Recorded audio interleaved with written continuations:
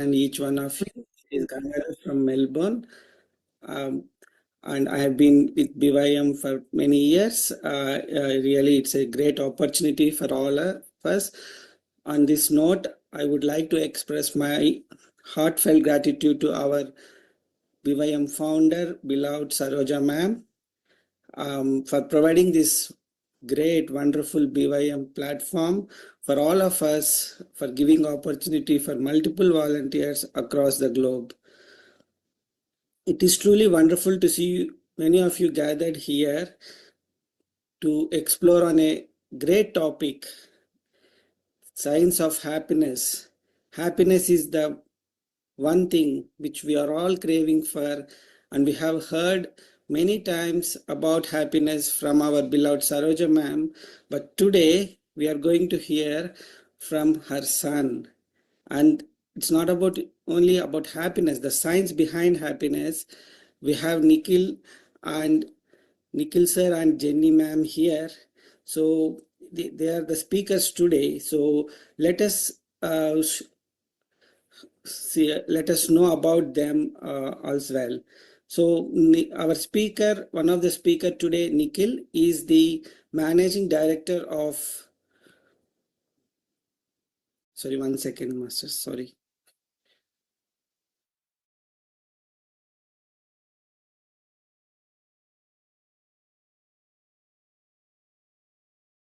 Our speaker today, one of the speaker today, Nikhil Gullapalli sir, is an experienced impact investor and graduated from Harvard Business School with distinction. He has worked around the world on developing projects that are not only generating profits but also help solve the most pressing global issues from health to environment. Nikhil has always believed that the pursuit of business and spiritual goals is not mutually exclusive. Having been introduced to meditation around the age of 8, Nikhil believes this played a crucial role in his early development, laid the foundations for his academic and professional success, and helped him live a balanced and purposeful life. He is passionate about empowering individuals, businesses, and communities to reach their full potential and live with purpose. For this reason, Nikhil conducts mindfulness and self-empowerment workshops globally for businesses, communities, and students. And here is our second speaker, Jenny. And Jenny is in her final year at Harvard Business School pursuing her MBA degree. She has 6 years of experience in strategy, operations, and consulting across the consumer sector. Most recently, she served as the chief of staff to the global CEO of Adidas in Germany. That is where she is originally from. She is passionate about well-being and sport and enjoys connecting with nature through long hikes and runs. What a great speakers we have today, and what a great topic. I can't wait to welcome Nikhil sir and Jenny ma'am for this wonderful session. Welcome sir and welcome ma'am.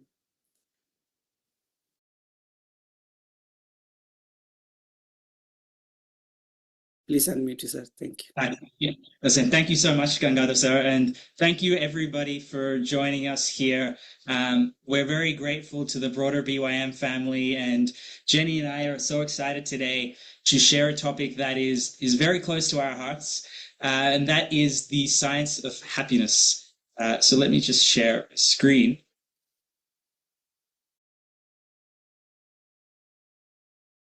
In the meantime, I'm so excited to share some of the learnings that I had during the class that I took at HBS about leadership and happiness. And I'm so excited to speak to all of you in this wonderful community. Is that just confirming the screen is sharing now? Yes, sir. Yeah, perfect. So as we get started today, as I mentioned, this is a topic that is very, very close to our hearts, and a lot of people have covered this topic from different angles. Even here at the Beyond Your Mind Foundation, we have many amazing masters around the world who have helped so many of the people who interact with us help become their most authentic self, help them be more at peace with themselves. And it's such a wonderful endeavor, as we're going to talk about today. There are a lot of people talking about what you should do to be happy and, kind of preaching different things. And Jenny and I actually thought, in our own personal experience, it's actually quite important to go back and revisit what is happiness? Why is happiness even important? And, all these things that we're told to do they actually even work? And why do they work? Because I feel we live in a world today where we're all so rational. And, maybe 50 years ago, if somebody told you to sit down and do something, you just did it because everyone did this for generations. But now we're in a world where we want to know why. And I feel that there's not enough people actually explaining to us the why behind a lot of the common sense approaches to happiness. And we think by combining the science and the common sense, we can actually implement this in a much more effective way. So, we find there's a lot of people who say they want to be happy. I think every day we find people who are like, I want to be happier. I do these things because I want to be happier. But when you actually look at what they're doing, it doesn't actually seem like their actions are aligned with them chasing happiness. So throughout this, we kind of just want to dive into, are you actually living your life in a way that actually makes you happier? And the way I kind of viewed my life is almost like an experiment, as we've talked about, of everything that I'm doing, is it actually making me live life more presently? Is it helping me be more resilient? Am I able to go through the ups and downs of life as a result of that? And I think that's a very useful concept of what is the topic that we're even trying to uncover today. Is there anything you want to add on that? Yeah, or like in business terms, treat your life as a startup and be the CEO of your own life, because you're in control and you have the agency. Yeah. So diving in, I think this is such an important concept. Happiness does not come on its own, no matter how successful you are. Everything that we do in our lives, from the time that you're born, you can trace back to chasing some feeling or chasing some sense of happiness. Like, why do you go to school? Why do you get a job? Why do you find a partner? Why do you travel? Everything that you're doing, if you ask yourself, why are you doing what you're doing? And then you ask yourself the why behind that and the why behind that and the why behind that, it's going to come back to, I'm chasing some sort of happiness or feeling. Yet, happiness itself is such an elusive concept. It's not necessarily something that's linked to wealth, because we see that people of all like spectrums of really rich and really poor can be either really unhappy or happy. But like everything that we do, happiness is really a skill. It's a skill like learning the piano.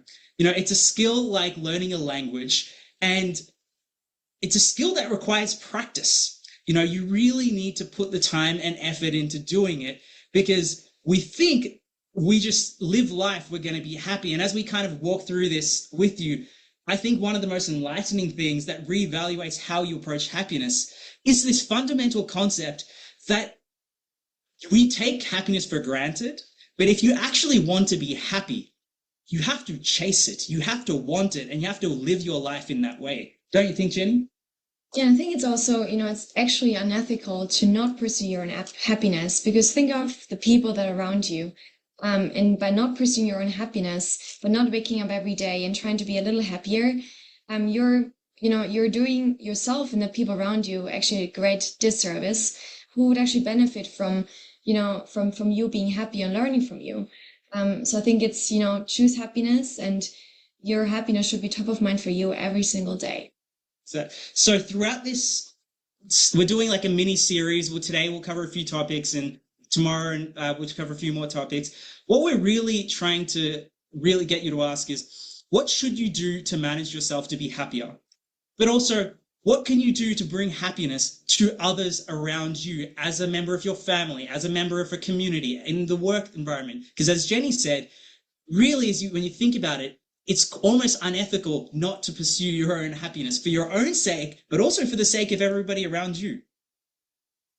And I just wanted to introduce the Harvard professor Arthur Brooks. So I've taken his class just recently. He's a Harvard professor. He has a PhD in social science. He's a #1 best-selling author and also writes for The Atlantic, which is a newspaper in the US. He really combines science and philosophy and talks about happiness. So everything that we talk about now over the next few minutes is really grounded in science and research. And he provides happiness trainings and professional development to many organizations and really does cutting edge research. We also included his website here, and he's just a phenomenal professor that I had the opportunity to learn from. That's definitely true. And I highly recommend for if anybody wants to just go and dive more into this, look more into the research and understand like the science behind this, I highly recommend visiting Professor Arthur Brooks's personal website. He has a lot of great education materials on that. So thank you again, Professor, for that.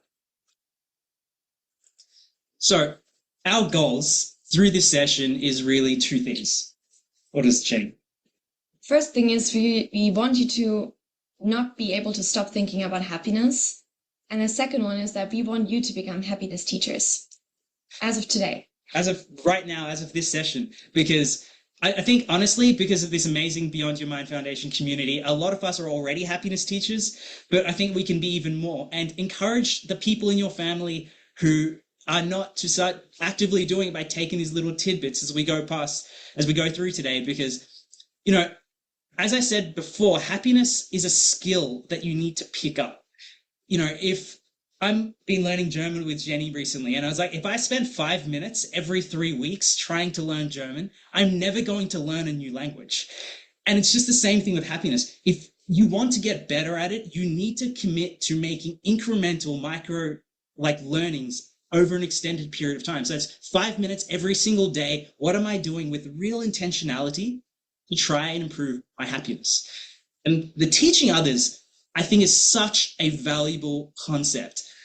Why do I think it's so good to teach happiness to others? I think it's really two things. One is I genuinely believe teaching happiness makes the world a better place. You know, my personal life mission for the last 2 decades has been to help people become the best version of themselves and help them in their own pursuit of happiness.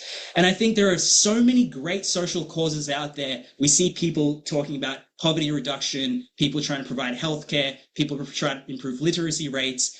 But if you go through all that, I've personally met a lot of people who are really, really poor, but really, really happy. I've met people who are terminally ill and are really, really happy. I've met people who are illiterate and are really, really happy. And I think the greatest social crisis we have today in the world that we live in is a happiness crisis. So I think the greatest impact you can have in the community around you is being a champion and teacher of happiness. So that's the first reason. And the second reason is selfishly, teaching happiness makes you happier. You know, all our masters in the BYM Foundation around the world already know this. You know, they gain so much happiness by going around and teaching people meditation. But this is something a lot of people might not have even thought about. Why does it feel so good to volunteer? Why does it feel so good? Because when you're teaching somebody else happiness, you're forcing yourself to learn about it. You know, I've been a teacher for over a decade. I teach people maths, chemistry, teach people about GMAT preparation.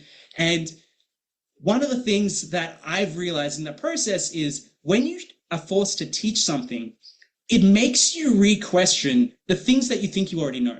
Like, you think you know why happiness is important, but when you have to explain it to somebody who's skeptical, then it really makes you understand, wait, do I even understand it?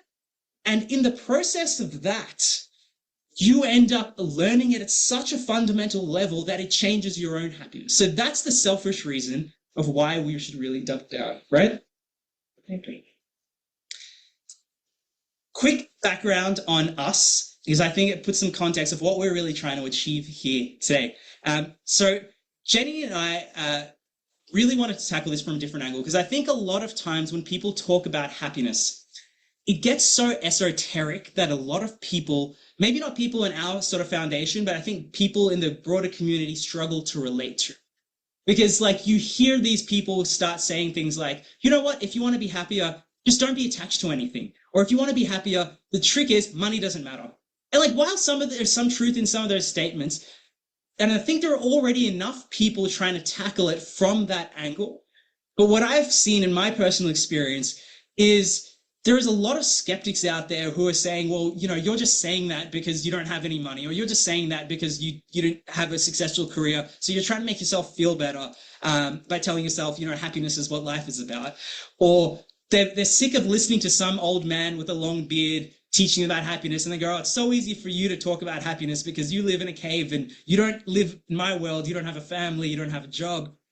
And I get it. And I really, really empathize with a lot of those. So we thought it would be particularly refreshing to hear a lot of these old concepts, and a lot of these things we'll talk about is common sense with the layer of science, but revisited by two people who cannot be more grounded in the materialistic world if we wanted to be.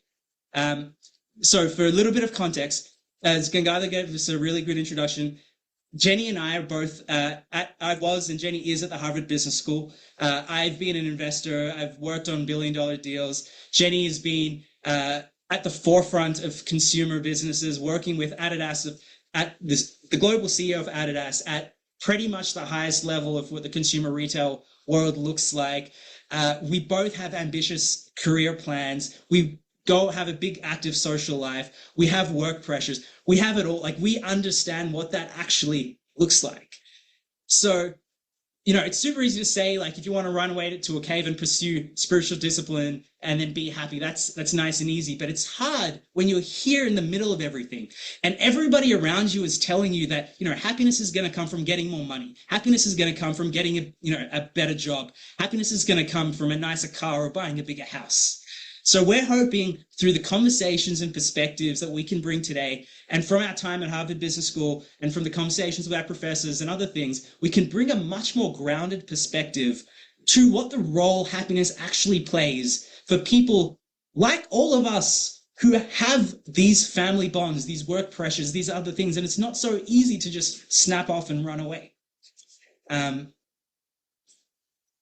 What's your sort of thoughts on the whole perspective of people that I think we come to Harvard Business School and you kind of think that everything's figured out, right? And it's definitely not the case.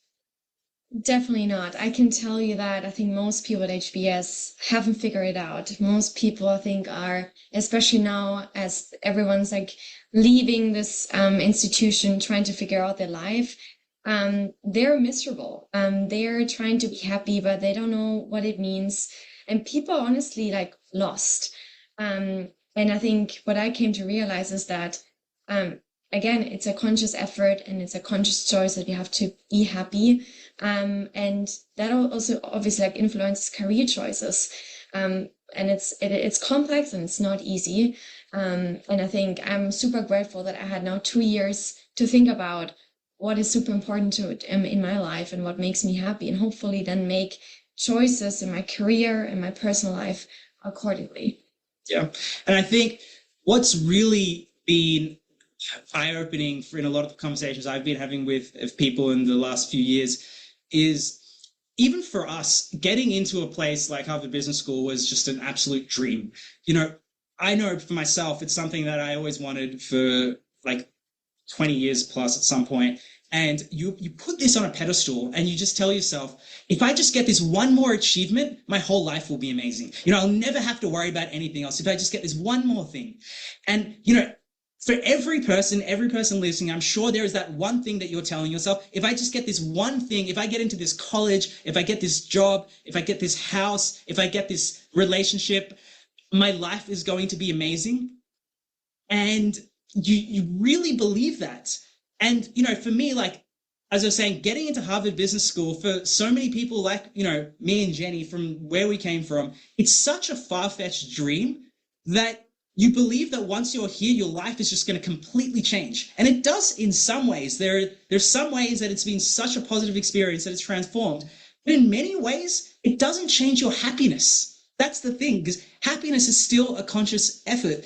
And this is something I'm going to keep coming back to. And we kind of use our experience as a way to relate, because every one of us has this thing where we're just if I just get this one thing, then I will be happy. And I can tell you, having lived through my own experiences, and if you reflect on your own, that's just not the case. talking about what we would like to cover in terms of the agenda. Today, we start with what is happiness and what is unhappiness, and really understanding and managing our own emotions. And then for later time, we'll discover love and relationships, rewards, meaning and purpose, and ultimately a happiness plan for life. So one of the things that we just want to touch is everything that we're talking about today is a combination of different evidence-based like research. So it's not like do this because I said so or do this because somebody told you. We are talking about things that are grounded in this is why you behave the way you behave, and if you want to behave differently, this is what science tells you to do. And thank you again to Arthur Brooks we leverage a lot of his research and findings, and I've personally been doing a lot of my own research for the last 20 years, and we bring all that together to try and package it for you in a way that's quite digestible. And also for those of you who are going out and teaching this to other people, hopefully some of these will help you communicate to people who are a bit more skeptical of why should I pursue my happiness, or what's this meditation thing, and why does that even matter? Nikhil already mentioned that, but I think we all want you to become happiness teachers. And I think the way to do that is really first you watch so you understand, and then you do it so you apply it, and then you share it, and meaning you teach it. And this is really like a reinforcing mechanism. It's a selfish endeavor in some regard, but it's really like happiness should be a top of mind for you. And the best way to do that is to live and breathe that every single day and share with the people around you. Yeah. And this is, again, a science-based methodology. So, Navio, if you're listening, my sister, who's a doctor, has actually shared this with me when she was going through medical school. The way that doctors learn in medical school is this thing called see one, do one, teach one. So if you want to learn how to do surgery, you see a surgeon do the surgery, then you do the surgery yourself, and then you teach somebody else how to do that. And that's exactly the same thing applies to every part of life. And this is what we want you to apply for happiness. So today you are seeing us teach happiness. Then whatever resonates with you, we'd love for you to take one or two of these things and apply it. So that's the do one. And then tomorrow, find a family member, find a friend, and whatever resonated with you, teach it to them, because that's the way that you are going to learn it. Now let's tackle happiness and unhappiness. So this is the question. Before we dive into like the science behind it, there's a big question of what is happiness, and it's something that we kind of take for granted, because if you don't have a goal and you don't know what you're working towards, it's very hard to go, am I doing the right thing? We're both from a business background, so we like having goals and measurements, and this whole thing is, again, what are we even trying to do? So starting off by saying, well, what is not happiness? Happiness isn't just this feeling that we're trying to get to. I also don't think that happiness is this bliss-like state that we're trying to reach. And I feel a lot of people struggle with happiness. We did this in the class survey that you guys were talking about. One of the questions that they ask the students at Harvard Business School to do is, how happy do you rate yourself when you compare yourself to a group of peers? And the reason that's such a critical thing is if you ask the average person, are you happy? They usually compare themselves to this idealistic saint who is always in a bliss state. And then they go, well, compared to that person, I am miserable. But when you ask people, compared to the average person, are you happy? You actually get a very different response. And that's kind of what we're trying to get into here, that happiness is not this arbitrary state. It's a real world concept. The second aspect is this happiness is a direction. And this is actually revolves with one of my favorite quotes from Professor Arthur Brooks. When he actually wrote one of his books with Oprah, Oprah looked at all his research and summarized, it's like, well, it looks like you're not really teaching the pursuit of happiness. It seems like you're teaching the pursuit of happiness. And I really love that quote, because that's what we're trying to do. We're not trying to get to this arbitrary state. We're trying to say, are you living your life in a way that you are happier today than you were yesterday, and you're going to be happier tomorrow than you were today? It's incremental daily improvements. And when you frame it that way, it now becomes so much more accessible of what it is that we're trying to do, and am I measuring my progress in an effective way? So if you only take one thing away today, I think that is a really good one to take away. It's I think it's such a powerful message, and it's a definition, the functional definition of happiness. Think about macronutrients of food.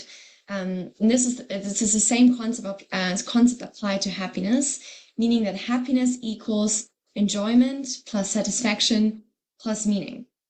And I think why this is so powerful is because it allows you to look at happiness and see where do you need to make the biggest improvements to be more happier. Is it maybe enjoyment? Is it satisfaction? Or is it meaning? But it's so easy to understand because you break happiness down into those three components or macronutrients. Yep. And what it really helps you do is pinpoint, often people are like, I'm unhappy. They don't know what to do about it. And as Jenny said, if you use this as a framework, we're trying to give you a way to break down your life and go, if I'm unhappy today and I want to be happier, where am I lacking? Because if you can identify where you're lacking, you know where you can put your efforts.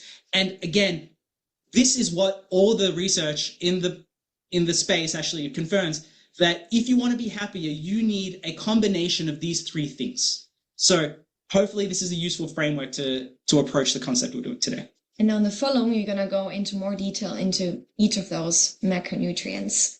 So we're going to start with enjoyment.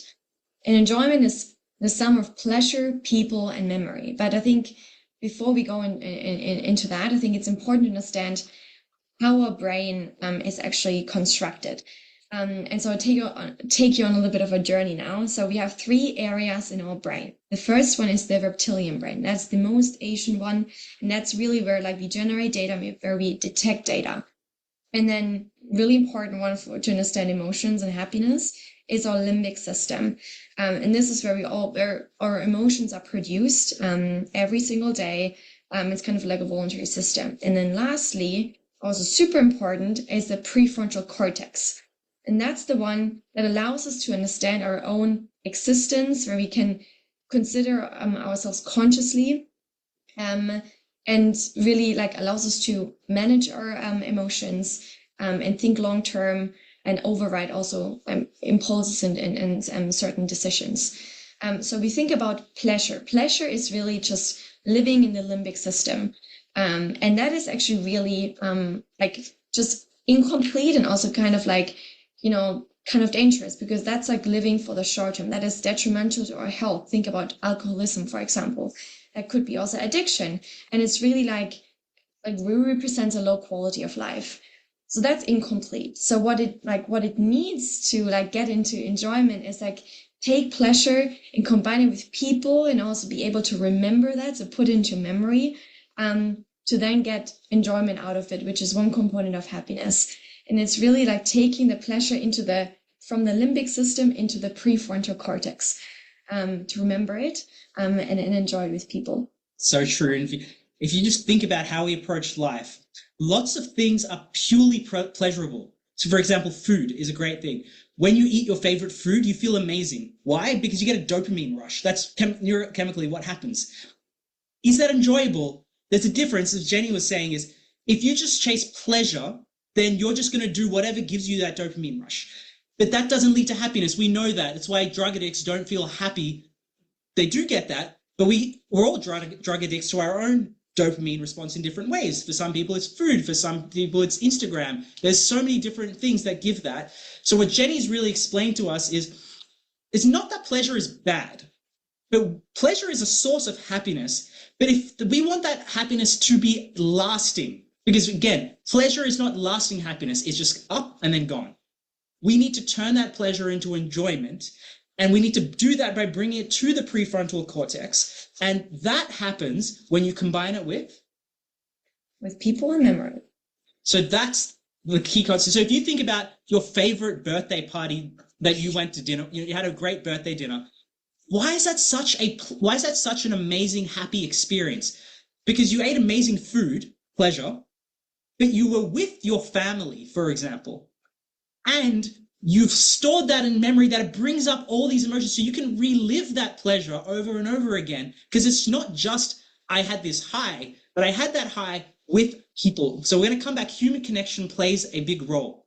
So what we're really trying to do here is, the amygdala or the limbic system, where that's just always going reactively. Our prefrontal cortex is the part of our brain that assigns meaning to experiences. So we combine it with that to help sustain these positive emotions over a longer period of time.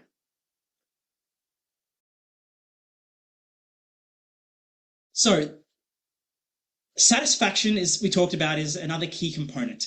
Satisfaction is such an interesting area because we just talked about the pleasure response.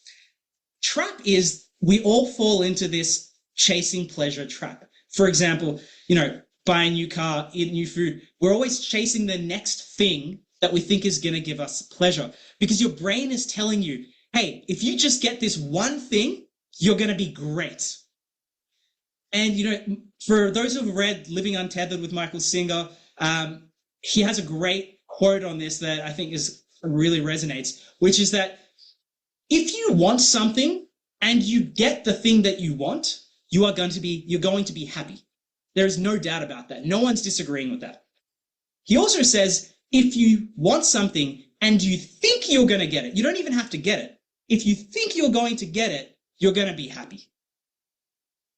Now, there's a huge trap of that we'll come into later in this, or maybe in a later session, of, well, if that's true, then the negative is also true.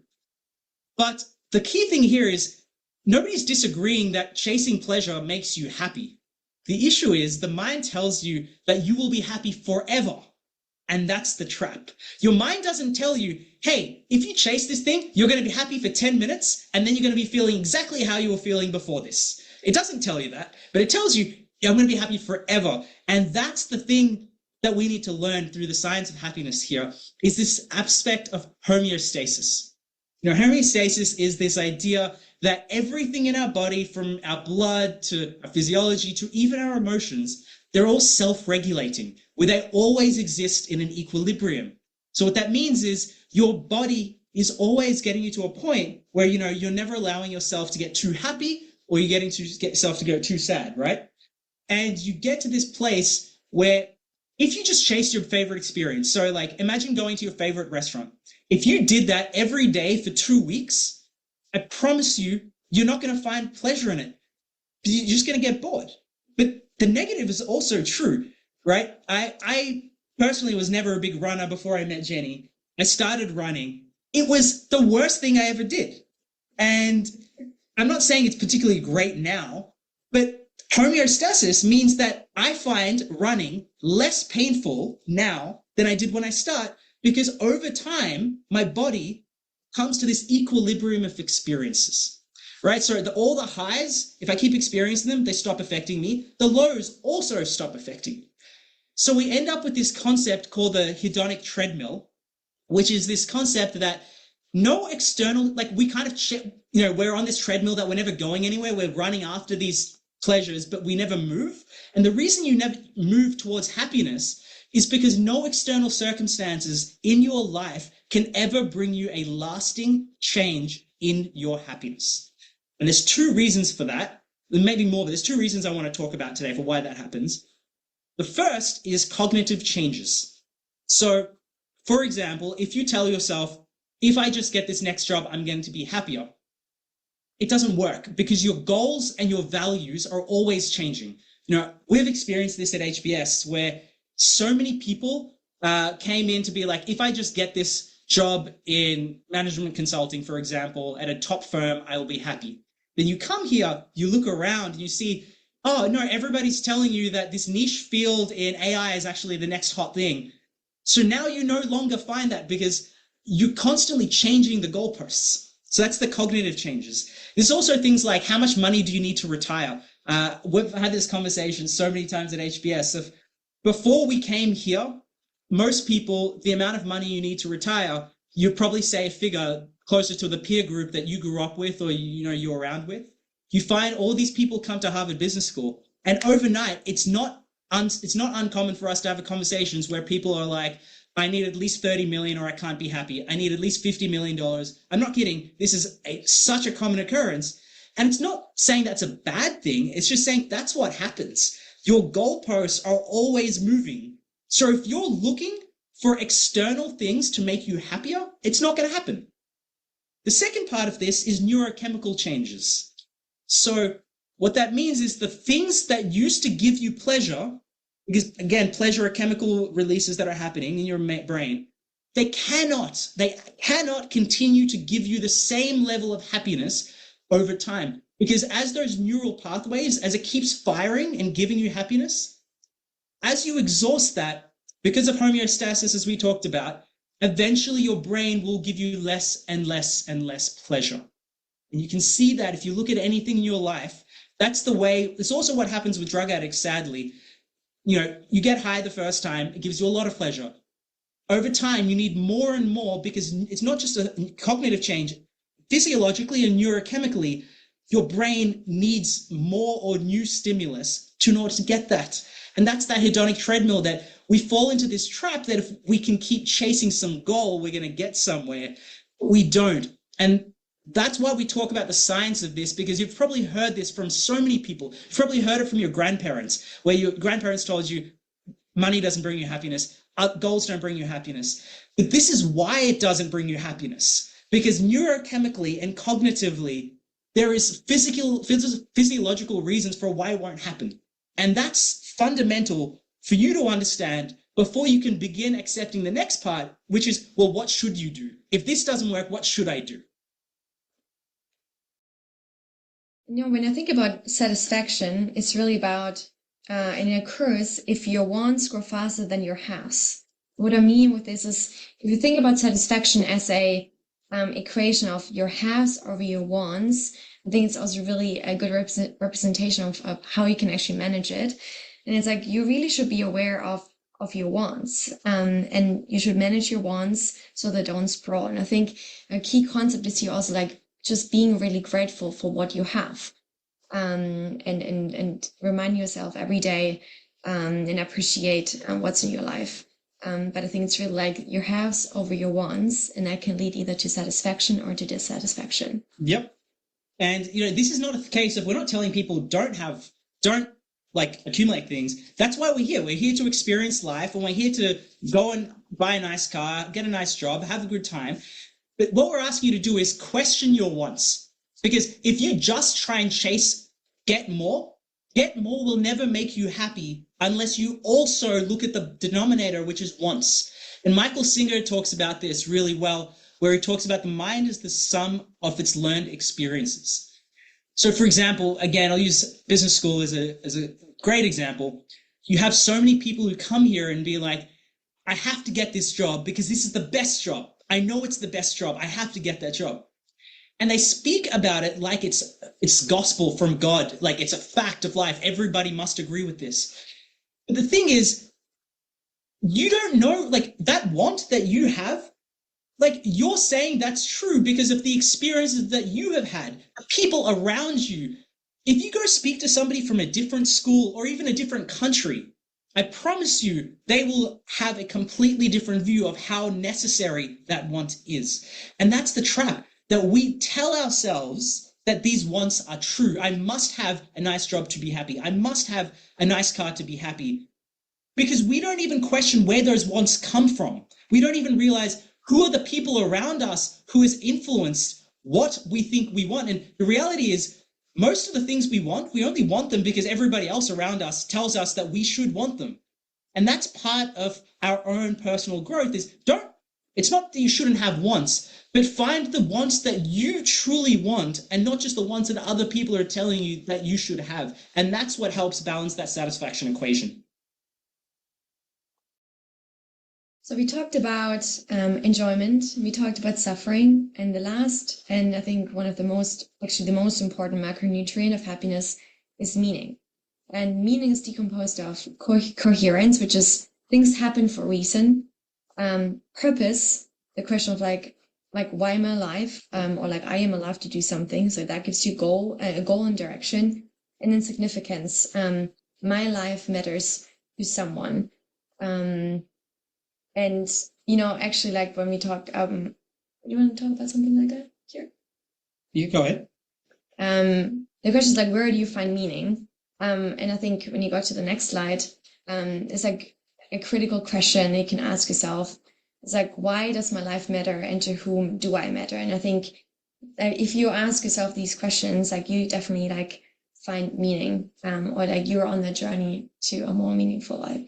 100%. I think I agree with you, Jenny. I think meaning is probably in many ways the most important macronutrient. Everything is important, but like I think, you find that in the modern world that we live in, I think it's the one that people lack the most. We find there's multiple reasons for that, but the world that we live in, there's less community, there's less religion, which again, it's not that religion has its own purpose, but religion serves as a mechanism for community. There's less community organizations. In the past, if you got a job at a company, you would work there from the time you started to the time you retired. So you build all this other meaning in your life from religion, from work, from community that people in the modern world lack. And that's why you find, like as millennials and Gen Z, right? They're like real research shows that they're some of the unhappiest generations in the history of humankind, despite the fact that we have way more material things than ever. We don't have to fight wars. We have jobs. We have great like healthcare. Some people may say that's questionable in some states, but there is so much more here than there ever has been, but there is so much less meaning. And that's where we, often say, I think Arthur Brooks says, we're in like a meaning crisis, right? And that's the real like issue here. So as we go through this, a lot of this is how do you find ways to give your life more meaning? And you can get into this philosophically if like, we will get into like, is there meaning or do we give ourselves meaning? And it'll be a conversation that we'll have in one of the later sessions. But what you'll find is all psychologists and mental health therapists and motivational speakers, if you come up to them and say, hey, I'm really, really, really upset because Sally at work spoke to me in a very rude way, one of the things that they will do is they will make the world very, very big and they'll make you very, very small. Like, for example, they'll be like, some motivational speakers will often talk about, hey, did you know how big the universe is? And there's like 17 billion galaxies and you're this tiny atom in this little drop. Or in religion, they go, you know what, there's this big God looking after us and all these other things. And the reason they do these things is because neurochemically, something very interesting happens when we make the world very, very, very, very big and we make ourselves very, very, very, very small, we actually become happier. There's such a interesting link behind that. So how you do that changes. In the past, again, as I said, religion is one of the easiest ways in which people did that. For people who don't have religion, you need to find other ways, and there are other ways. It's through looking at science, through just coming up with analogies, or just what I say is like seeing the bigger picture. Once you zoom out, it gives you the significance of where do you fit in the bigger picture, and that actually makes you happier. Expanding your frame of reference, as I learned from Sorcha Auntie. And we go to the next one. I think I would really like to challenge you all to, to go, if you haven't, to the questions, if you haven't like found your meaning in life, like what are you going to do in the next 5 to 10 years to find answers to these two questions? And, go on that discovery and go on a search to find answers. That's, I think, particularly true, again, I said, with the modern generation, where people don't know. I think the last question is a really big one. To whom do I matter? This is why you find that people, as we talk about in lives, who live lives of service, are happier because they have the answer to those questions, which is why you find that parents, kids give them so much happiness because they know to whom they matter. There are all these other things that there are many different ways to find that answer, but as Jenny said, finding answers to these questions will make you happier, whatever those answers are. And I think this is also a super important message that, suffering is actually necessary to find meaning and therefore to be happy. Because without suffering, without unhappiness, without, negative experiences, as you will call them, you actually don't find meaning, because by suffering, by finding like answers to those questions, you will go on that happiness journey. And suffering is really essential to that meaning journey, because I think it's Buddha who said that all life is suffering, and he doesn't mean that life is miserable. What he means is suffering is everywhere. And it's not something that we necessarily should also run away from, because for everybody listening, just think of the thing that you really want right now. It might be a new job, a new house, and whatever it is. If somebody just came to you tomorrow and just said, here it is, I promise you, you would not actually value or appreciate it nearly as much. For us, getting into Harvard Business School, getting our jobs, whatever, starting a business, all these things mean so much because of how much we had to work and suffer to get there. So this is a beautiful relationship that suffering actually leads the duality of emotions and everything. Suffering is part of what drives and gives meaning and gives us happiness. Because think about it in that way, like we talked that satisfaction is such a big component of happiness too. And it's like you need to work hard to actually get that satisfaction. And there will be setbacks, and there will be suffering, there will be sacrifice. But ultimately, if you didn't work hard for it, it won't be as meaningful, and you won't get the satisfaction because it came too easily. And now, bring it all together. We talked happiness is the sum of enjoyment, satisfaction, and meaning. And to make it, I think, really tangible, these are I think these are the 4 things that really bring it to life. And I think this is why these are priorities that we have to keep investing in. And the first is with faith and philosophy. And Nikhil talked about it, spending your frame of reference, making yourself small, less important. You should enjoy your life and make the universe larger. The second is family and friends, because this is also super critical for the enjoyment part. And what we also see in later, for love and relationships and friendship. And lastly, meaningful work, which can also come into, servicing others and community and, making some other people's life better in a tangible way. And just double clicking on that first one, I think a lot of people often get alienated because they feel like, hey, I'm not religious. What does that mean? Does that mean I can't be happy? Does that mean I don't know how to do this? And that's not the case. It's, again, faith/philosophy. The point of this is it forces you to ask the bigger questions in life. You don't need a religious framework to do that. If religion helps you, great. But it's in the BYM Foundation, we all talk about understanding who you are, right? That question of understanding who am I is not a religious question, but it is a question that forces you to ask the questions that matter. So there are different ways in which you can do all of this, whether you're religious or you're not religious.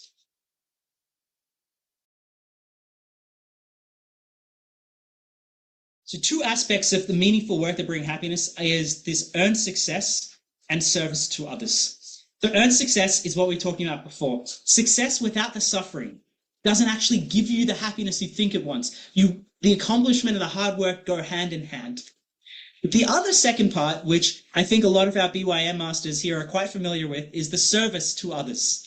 Because when you actually give help, it actually gives so much back to you. When we look at some of the things we've talked about, a lot of this actually comes back to the role that human connection is. Faith and philosophy is all about having a community. It's one of the reasons we find people who go on spiritual journeys and they move away from sort of structured religious frameworks, find it so isolating and lonely. It's because they lose a lot of the community benefit, because ultimately asking questions about your life can be a personal journey. That doesn't mean it has to be a lonely one, but it often begins that way. But friends, family, all these things give us human connection. And I forgot who actually said this quote, but it's one of the things that sticks with me of people today use people and they collect objects instead of using objects and collecting friends and family and meaningful relationships. And if you want to take a science-based approach to happiness, you need to be thinking about what are the human connections in your life that are going to contribute to your happiness. This is why service to others actually makes you so happy, because when you provide service, you provide help, you build human connection. For me and Jenny, we're going through a transition process ourselves. She's finishing business school, moving to a new city. And one of the conversations we've been having is really about, if we want to pursue our own happiness, how do we consciously, make the time to build the relationships in our life that are going to contribute to our happiness? Because yes, we're going to be busy. We're going to have jobs. She's finishing her final semester. And yes, we have stresses. But if we don't consciously take the time to cultivate and nurture and invest in those human connections that science is telling us is what's going to make us happy, we're not going to be happy.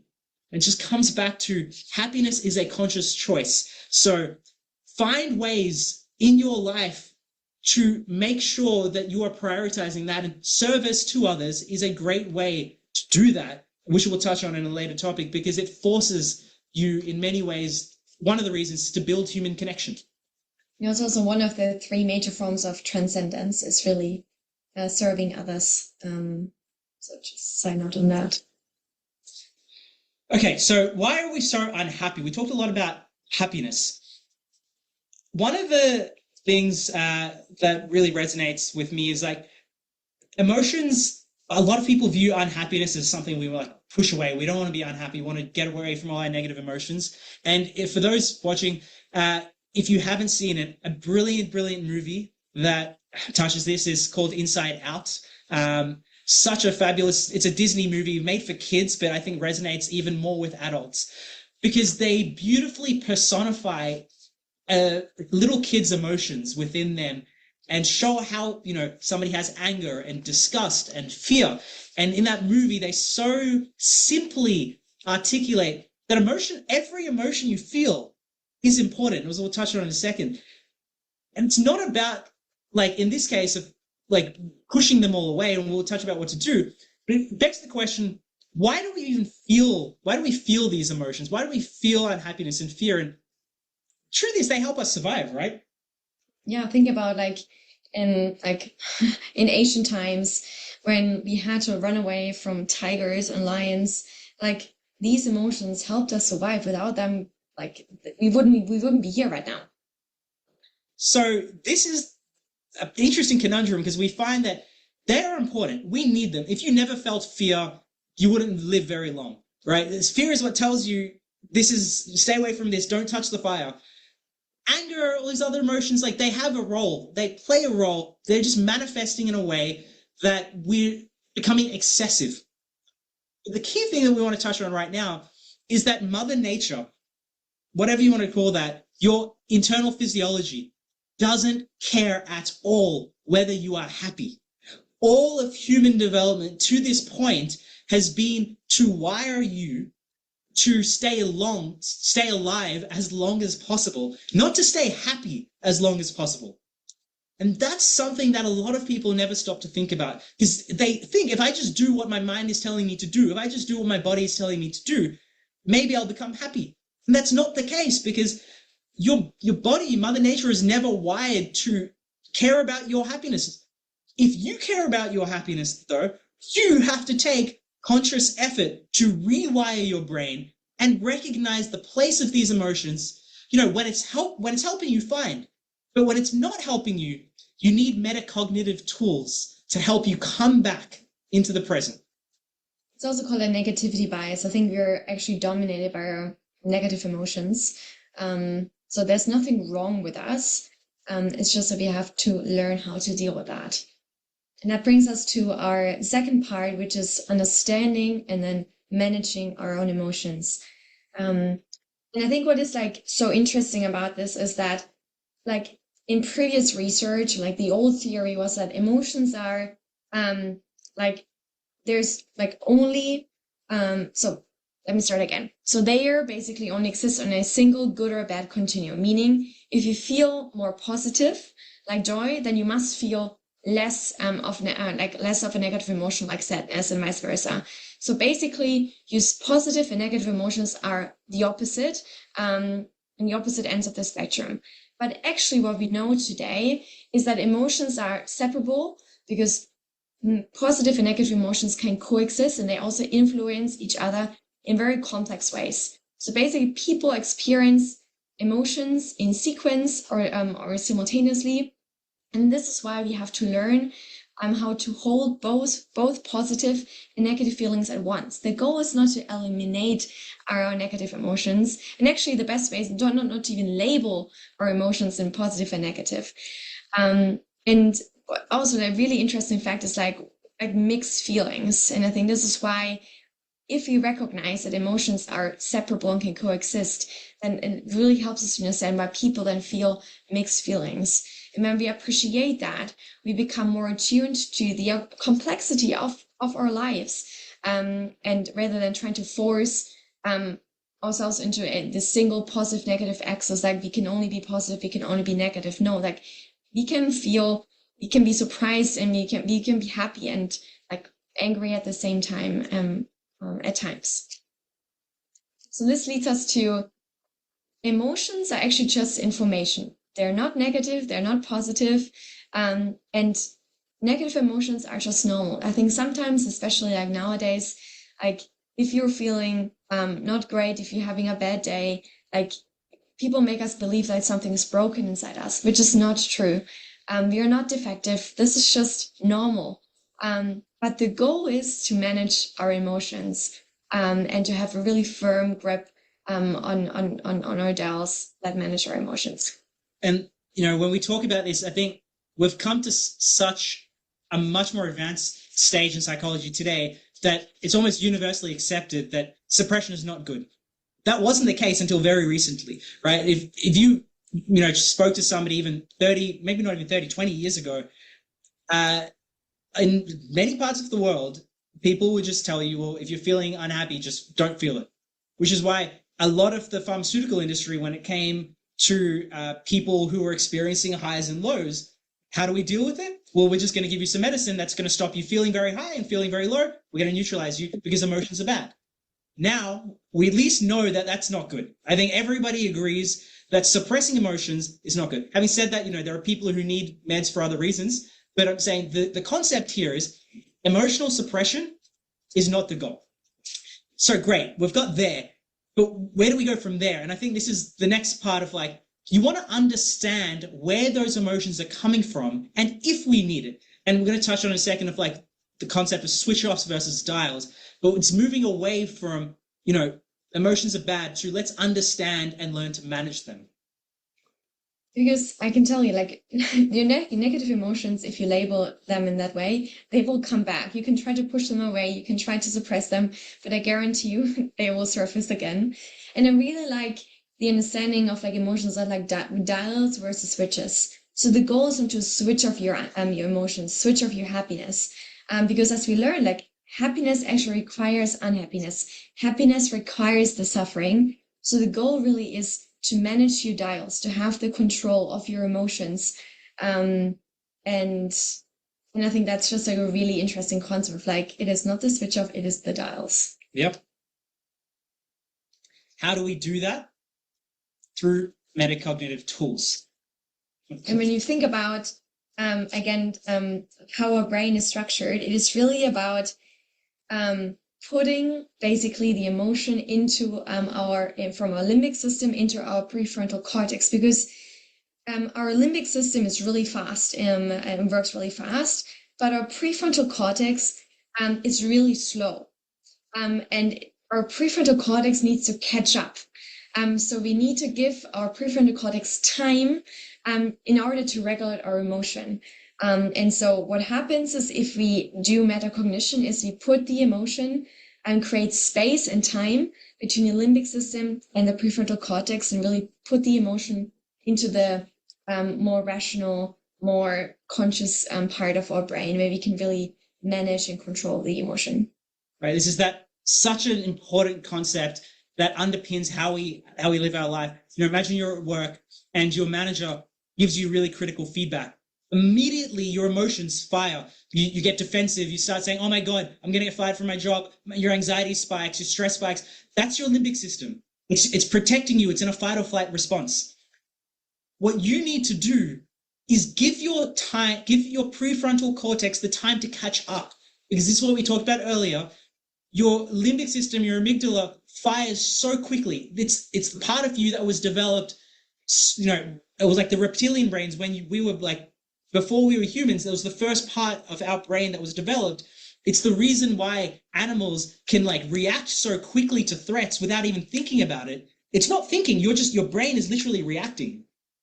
But what we need to do is we need to allow our prefrontal cortex to catch up, because our prefrontal cortex is the amazing part of our brain where thinking and rationalization and meaning, all these things come from.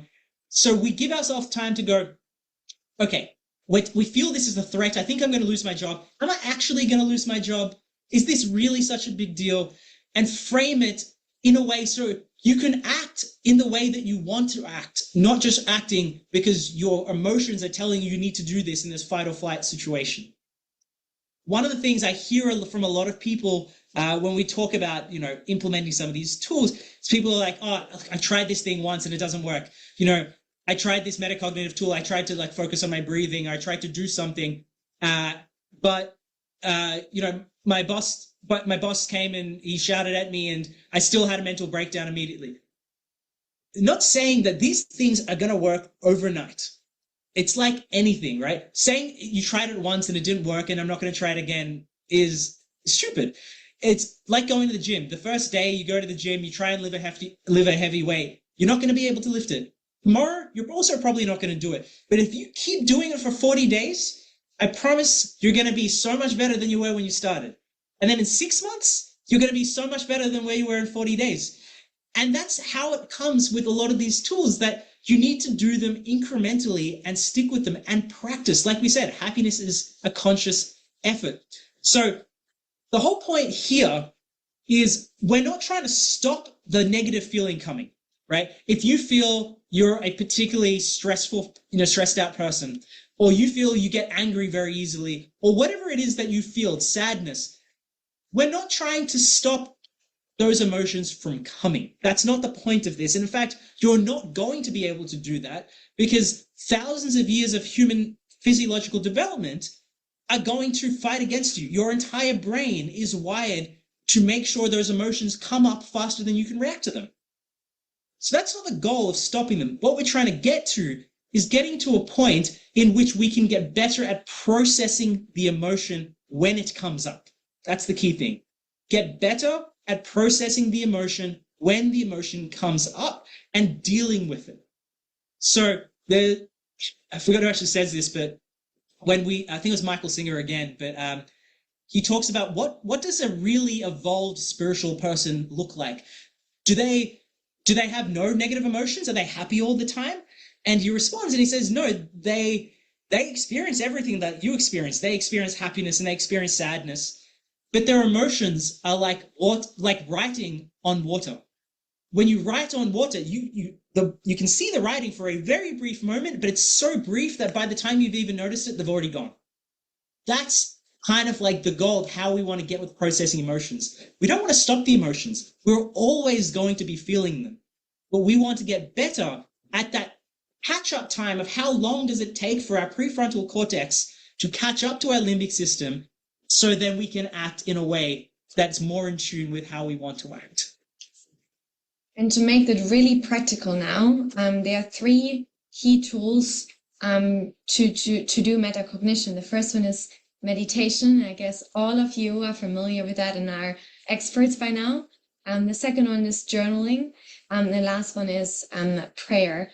And so I think especially like self-regulating tools, there are a lot. And I just want to touch upon 3, which I found really interesting and definitely like worthwhile trying out. Because it's really, as Nikhil said, like just creating space and time, and distancing yourself from what actually happened in that situation. So one tool is called visual self-distancing. Basically, you observe the event as a fly on the wall, and as if you would watch another person go through that same experience. And it really allows you to create that distance. So that's visual self-distancing. The second one would be linguistic self-distancing. So I would say to myself, why does Jenny feel like this in that moment? Like talking to yourself in the third person. Exactly. And the last one is a temporal self-distancing. So you do kind of a mental time travel where you imagine how you would feel about an event in a distant future. And again, it's just creating space and time to react and not allow your system to react in the same way as you would like just did in ancient times, like outrunning a tiger, which is not the same kind of threat. All these tools, and like there are many metacognitive tools other than the ones we've listed, but all these metacognitive tools, they're getting you to do the same thing. If you actually peel it down, they're getting you to become the observer. You know, all of our BYM family, we've talked so much about being the observer, and you've seen this in different ways. What we're helping explain is, why is that the case? Because you've heard so many people tell you, be the observer. This is why. This is why, and it comes back to what we talked about, the prefrontal cortex and the limbic system, and giving yourself time to catch up. Because your limbic system, your amygdala, where these emotions are firing, they're telling you that you are angry. You're not angry. You are experiencing anger. Or they're telling you you are sad. Again, you are not sad. You are experiencing sadness. And all these tools, whether it's prayer, whether it's journaling, whether it's meditation, all of them help you remember and see that you are not your emotions, but you have emotions. And then your prefrontal cortex can catch up, and you can actually think rationally, act in a rational way. And there are things that you can do once you have the clarity. You know, a lot of you must be wondering, okay, great, I've caught up, now what? Now that I've realized I'm experiencing emotions, what can I do next? We'll touch on that later. But what you'll actually realize is half the challenge is just giving yourself the time for your prefrontal cortex to catch up. If you can do that, you've pretty much solved the problem 90%. Your prefrontal cortex is absolutely amazing. It's the creative part of you. It's the part that thinks. It's the part that has allowed human species to become so amazing. We just don't give it the chance to fight because we're reacting so quickly, and we don't give ourselves these metacognitive tools to react in the moment. It's also so important of why meditation is not sitting in your room. We do that so that when we are stressed, when we're experiencing anger, that's when you need your meditation the most, because you need to give yourself the time for your prefrontal cortex to catch up. And I say this all to the BYM family because I know there are so many of us who do a lot of meditation but don't actually practice the meditation in our real life. And that's the real goal. Meditate to get better at doing it so you can do it in these situations. And you know, everyone has a different preference. For some, meditation works the best. For some, journaling works the best. And it's really like, find your own way, find your own style, but like do something. And there's also just again, like very practical exercise you can do to manage your negative emotions metacognitively. So write down, like observe yourself without judgment. So what is your strongest basic negative emotion today? And then you analyze that. So you think about it and you observe it as if it would be another person. Again, that would be another self-distancing tool. And then you interrogate, what were the reasons for the negative emotion and the subsequent action? And then you manage it. You envision, have the feeling again, and you act differently. And the extra credit would be to also do that with your positive feeling, because as we learned, emotions can coexist. And they're independent and they're separable. So that's just one little exercise that one can do at the end of the day. And one of the most empowering metacognitive tools that you can do is all about love. You know, we talk about this so much in terms of unconditional love, but unconditional love and expressing love in any form is scientifically one of the best ways to shortcut your entire limbic system. You know, what does this mean? Like when you're feeling anger or hate or stress or fear or any of these negative feelings that we don't like feeling, one of the most effective science-backed ways to actually address this is forcing yourself to experience love, experience the emotion of compassion. Now, a lot of people are going to say that they find it really hard. Like, oh, when I'm so angry against somebody, how can I experience love? Because I'm angry. I don't want to do that. And this is the thing that I say back is like, it's going to be hard. I'm not saying that this is easy. None of these things are easy, but you can get better at anything. Like, think of anything that you're really good at today. I promise you, you were not really good at that 20 years ago. So, when you're in that, focus on feeling love, joy, compassion, and try and like pull yourself back into a state of love when you are overwhelmed, especially when you are overwhelmed with these negative feelings. It's not for the other person. You're not feeling love because it's going to benefit the other person. You're feeling love in that moment because it makes yourself happier. This is a selfish process that we're talking about. So try it, add it to your list of tools. I think it's super powerful. Yeah, and I guess for all the people who are also like very self-critical of themselves, like one of my mentors actually told me like be kind to yourself and others. So I think like self-compassion, self-love also like plays a critical part in your own happiness. And before we close, we wanted to leave you with like our key takeaways of the session. So I think we reiterated many times that happiness doesn't come on its own. Happiness is a conscious choice. Happiness should be on top of your mind every single day. Like really, if you just think about what we've been talking about, if you keep chasing what you've chased for the last 30 or 40 years, you're not going to be happier. Because for the last 30 or 40 years, or whatever it is that you've been alive, you have been physiologically wired to chase things that increase your survival or give you instant pleasure, but not to actually make you happier, right? And that's what we explained today, and we talked about the science-based reasons for why that's the case. But it comes back to this idea that external circumstances, as we talked about, cannot bring you a lasting change in your happiness, because we always come back to this state of equilibrium. Anything that you think is going to give you pleasure, eventually it's not. So there's these moving goalposts we talked about. And the second thing we talked about is that Mother Nature didn't design you to chase happiness. So these are the two reasons for why happiness has to be a conscious effort. You have to wake up and go, you know what, today I want to be happier than I was yesterday. When you think about the macronutrients of happiness, it is enjoyment plus satisfaction plus meaning. And I would ask you, where do you need to make the biggest improvements for your own happiness? We learned that emotions are separable. They can coexist. They're independent. And that really leads to, like, we know it's so complex. Our emotions are complex. And, mixed feelings are definitely like the most,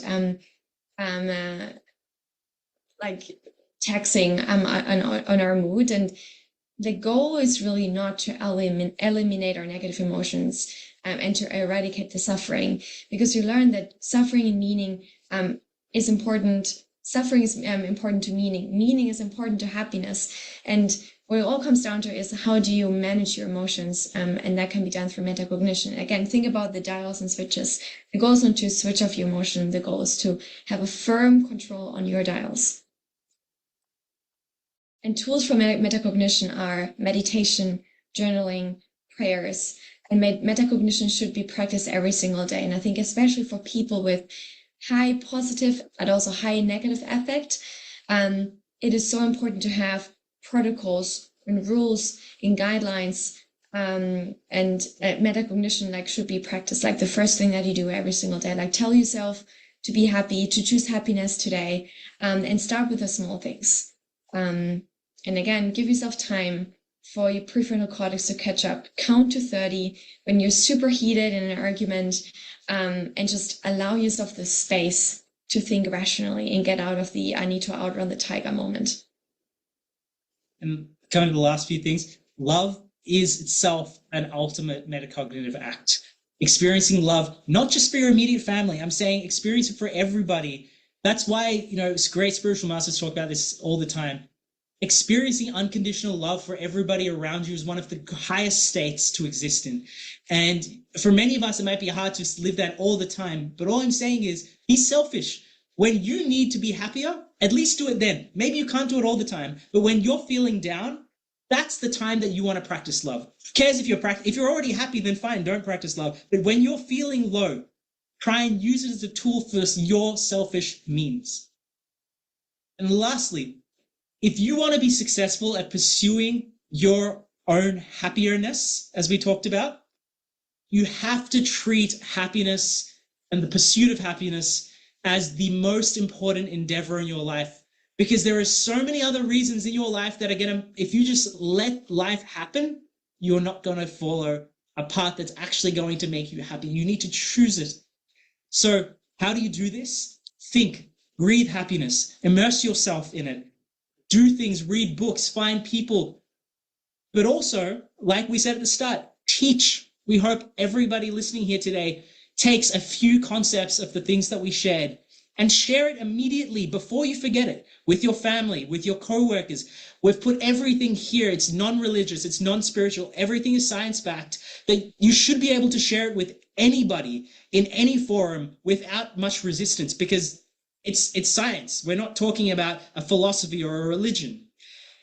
And what that's going to do, particularly for all of the members here from the BYM Beyond Your Mind Foundation, many people here I know are such amazing masters who are practicing meditation, who are talking about self-empowerment workshops, but many of us along the way, we've been doing it for so long that we forgot why we're doing it. And that means that when we're feeling really low, we start actually asking ourselves, is this even helping? Does being the observer even help me? Does meditation even help me? And these are valid questions to ask. So hopefully today we've been able to explain to you again and help you understand all these things that we've been teaching at the Beyond Your Mind Foundation. Why is that the case? And the way we've been doing this is, I've been doing this for a long time, and Jenny's been pursuing her own happiness, but we've done this session as a forcing function for us to re-examine our own understanding. And we really, really encourage each of you guys to do that selfishly. Teach somebody about something you've learned, because it will make you happier. It will also make you question your own understanding of happiness. I just want to say thank you again to everybody who has joined us. We've had over 50 people join us for this first session, and we're very, very grateful for everyone being here. Thank you, Gangadhar sir, for organizing this first thing. And just wanted to remind everyone, we'll be doing the second part of this series tomorrow night, and the same time zones for everybody. But we're so excited to help everybody continue their journey of happiness. Jenny, you want to say it?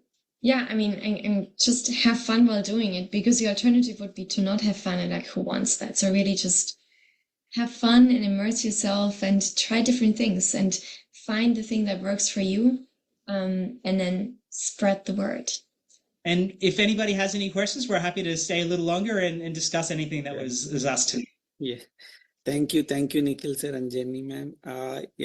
Welcome Jenny ma'am to our BYM platform. What a great introduction with this favorite topic. I really like this session very much. I like it. It's an eye opener, because we always hear happiness, but what do we need to do to achieve it? The most important thing was about only we are looking at either pleasure or the outside things, the material things. But it's people, it's the meaning and the service. You're extremely busy and successful youth, and you came to this platform to share your knowledge and your happiness. I'm sure your happiness will double and triple.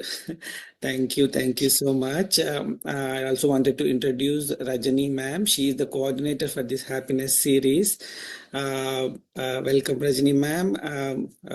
And also we'll open the forum for question and answers for our masters, if anyone want to share their experience or any questions they have to Nikhil sir and Jenny ma'am. Yes.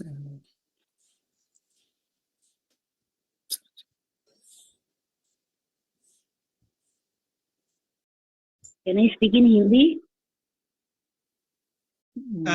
If somebody's able to translate it back into English, would be preferred. Okay, I'll try my best to speak. Today is such a wonderful, amazing session.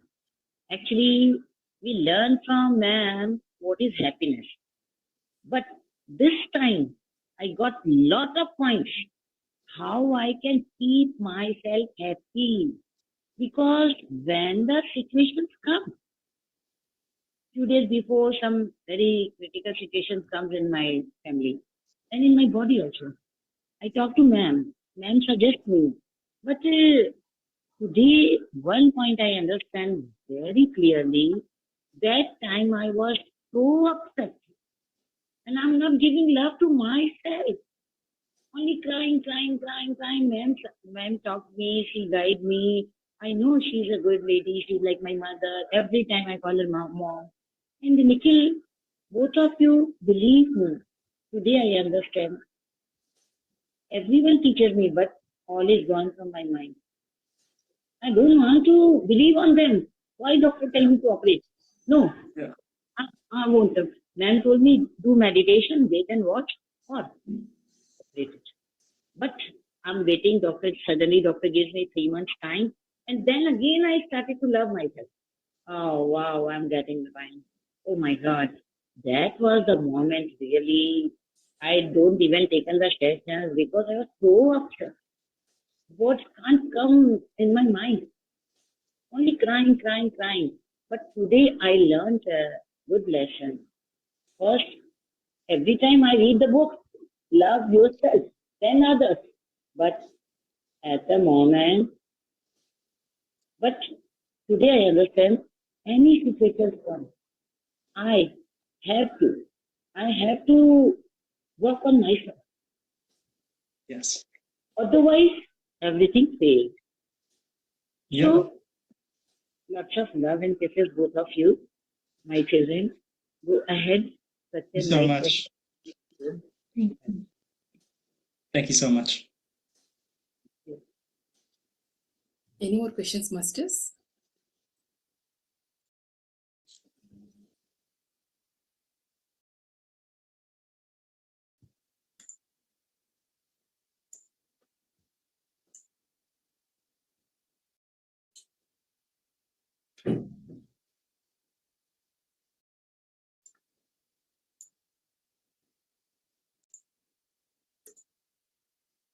Preeti, I think, wanted to say a word. So your point, happiness is a conscious choice. It's a very nice one, sir. Yeah. It's actually one of Jenny's favorite points. Yeah, it's not easy. But it's a constant reminder every single day. Because you know what? It's so easy not to be happy. And it's so miserable too. And how much better could it be? So yeah. You know, and there will be days we not be able to control emotions, but there will be days that are better, and it's a practice. That is what we have to work on it, right? Yeah. Deepti, please. Yeah, hi Nikhil. My name is Deepti. I live in Dallas. So my 9-year-old daughter is a secret admirer of you from listening a couple of your YouTube videos.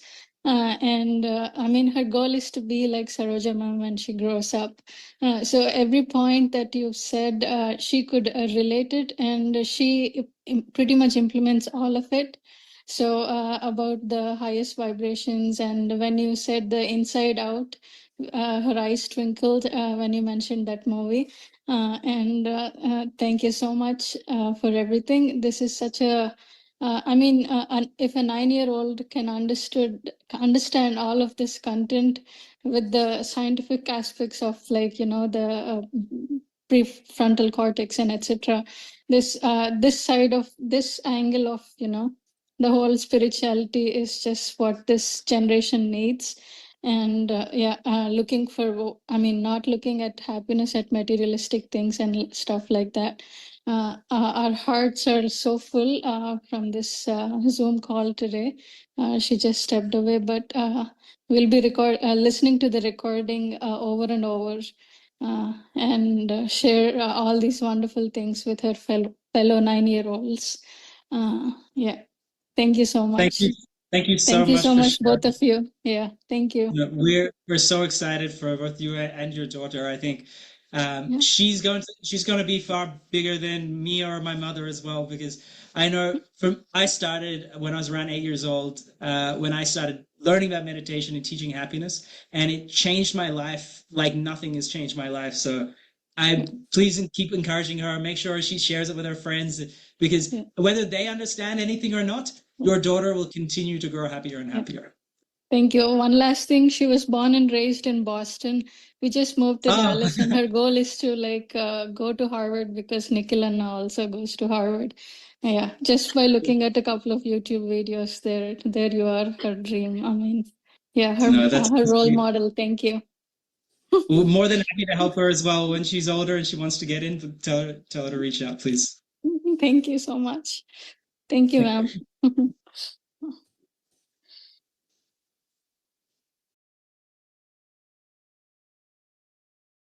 Hi, Nikhil and Jenny. How are you? Hi, good, thanks. Hi, Purna, sir. Hi. Just really today's concept is really wonderful, and the bullet points and the end of the slides are also really good, covering the whole presentation. One thing I just want to know is because how one of the killer for the happiness is the overthinking, which we think for the small things also we could that we think too much. But I'm right now experiencing those things also. I'm going through that phase, I can say. And how can we put a check for the overthinking? Like one of the things I captured from the session is journaling, which I think I'll do it. So other than journaling, how we can, because not only me, what my observations from others, from the Very common, yeah. peers and all those, this is a common factor. Common thinking, overthinking is the one of the biggest killer for the everybody's happiness. That's what my observations tend to. And I have going through I had gone through previously. In between, I left. It's away, but again, it's coming back. It's like a sine wave, up and going. All those things will be having. But how can we put a check for the overthinking, which is very much common to every human being on the earth? Yeah. Jenny, you want to share your thoughts on this? Yes, I think actually on the slide on the metacognition, like one of the things was like, how do you stop like rumination? And I think it's really like observe yourself as a third person, really like create the distance. And I think in a very, let's say, analytical way, try to understand like what is the trigger for the rumination, and the analysis, what are the causes, and then the subsequent actions, and then try to manage that. And I think it's really, again, like getting that distance to yourself, and think about it when you're not in that rumination moment, because I guess when you're in that rumination moment, like overthinking, like it's the same as if you're just like anxious or like afraid of something, like you can't stop stop thinking it. You can't do anything else because you're so in your mind. And I think this is where metacognition really helps. And that's like stepping back, taking a break, going for a walk, making sure you sleep enough, just to like make sure that you can manage your emotions. Yeah, I think that's so true. Also, when you think about, you actually talked about this in class once. So your overthinking is largely I'd say largely driven by anxiety. You're asking yourselves all these questions, and anxiety, as we talked about in class, is unfocused fear. So fear, usually if you're afraid of something, you know what you're afraid of. Like if there's a big tiger coming at you, you're like, I'm afraid of that. When you feel anxiety, you're feeling fear, but you don't know what the fear is. You're not able to pinpoint it. So half the actual challenge is, in addition to doing what Jenny said, I think what's often effective is helping you focus on what is the cause of the fear. Because the rumination is happening because you're feeling about all these emotions, you don't know what to do. Actually get to the core of, what am I worrying about? It's hard for us to articulate that. Often we don't want to. That doesn't solve everything, but it starts the process. Once you can articulate what it is, like say it out loud. I'm afraid I may lose my job. I'm afraid that I'm not going to pass this exam. Verbally say what the fear is. then we can start actually, we try to move the fear from the limbic system to the prefrontal cortex by asking rational questions now. Is there a reason why I should be afraid of losing my job? Rational question. If there is, for example, I haven't shown up to work in the last week. Okay, then go show up to work tomorrow. Maybe that will fix it. Like, this is not saying that the fear is not a bad thing, but we want to understand, is it rational fear? If that's the case, it's a wake-up call that we should do something. But if you've asked those questions and go, no, I've actually been working pretty well, I don't think that there's no reason why I should lose my job, but you're just sitting there going, like, here's a good common example. Your boss sends you an email saying, I want to see you first thing in the morning. No context. Automatically, rumination starts happening. Oh my God, what did I do? Am I getting fired?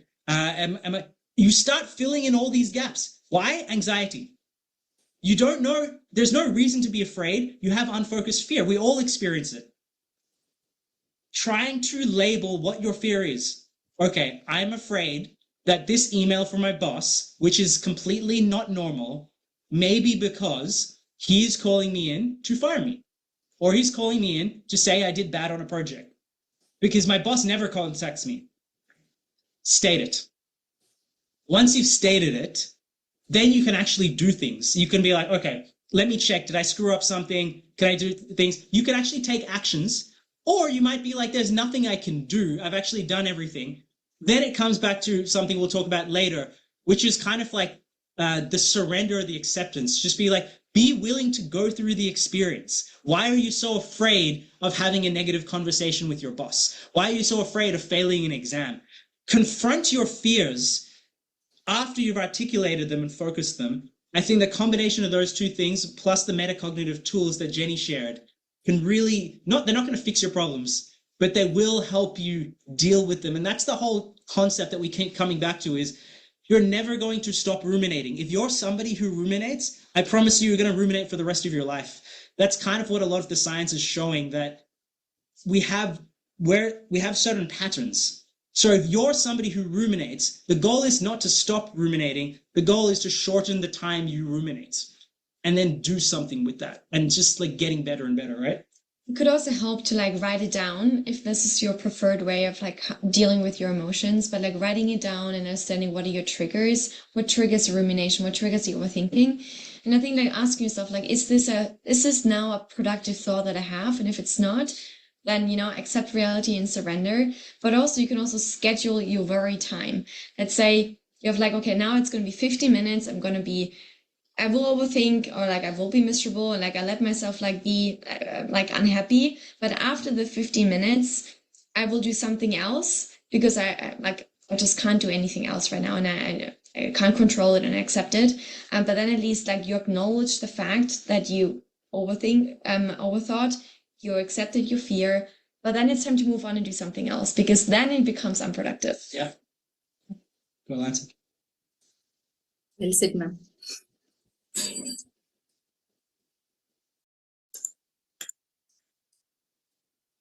And next question from Kavita.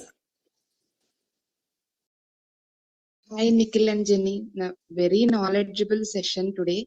I really enjoyed it. Got so many for doing all these days in BYA. Should consciously try to be happy. That's a really very good thing. Like our body is made just to react to everything and live as long as possible. But that happiness we should consciously cultivate. That's a really very nice thing I got. And, thank you so much. I'm glad. Yeah, very good knowledge sharing session. Really very happy. And also one more point, like always from childhood onwards, everybody used to say when you get angry or very emotional, just be quiet for a few seconds, maybe count 1 to 10 and all. But today you gave me an excellent explanation scientifically that you should give some time to your precortical, I don't know much of that part's name. Then our brain will, it will start working. That's a really great explanation, Nikhil. Very thankful for everything. Yeah, thank you so much. we would be expecting much sessions from you guys. Thank you, Jenny. And Thank you, Nikhil. Yeah. what you just said is so true, and that's just an old saying, like you should count to 10, and then this allows you to have enough time. Actually, scientific, it is 30 seconds. So like be quiet for 30 seconds, and then this is enough time to allow your prefrontal cortex to catch up. Like the old saying is 10, scientifically it is 30 seconds. Yeah.